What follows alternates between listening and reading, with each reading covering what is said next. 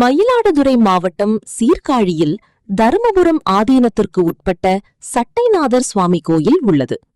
இக்கோயிலில் சிவபெருமான் 3 ரூபங்களில் காட்சியளிக்கிறார். திருஞான சம்பந்தர் ஞானம் பெற்ற ஸ்தலம், காசிக்கு இணையாக அஷ்டபைரவர்கள் அருள் பாலிக்கும் ஒரே ஸ்தலம் என பல்வேறு சிறப்புகளை உடைய இக்கோயிலில் சித்திரை மாத பௌர்ணமி தினத்தை முன்னிட்டு பௌர்ணமி கிரிவலம் நடைபெற்றது. முன்னதாக கிழக்கு ராஜகோபுரம், பிரம்மபுரீஸ்வரர் சுவாமி சந்நிதியில் வழிபாடு மேற்கொண்ட பக்தர்கள் கீழ வீதி வழியாக தெற்கு வீதி, மேல வீதி, வடக்கு வீதி வழியாக சென்று மீண்டும் கோயிலை வந்தடைந்தனர்.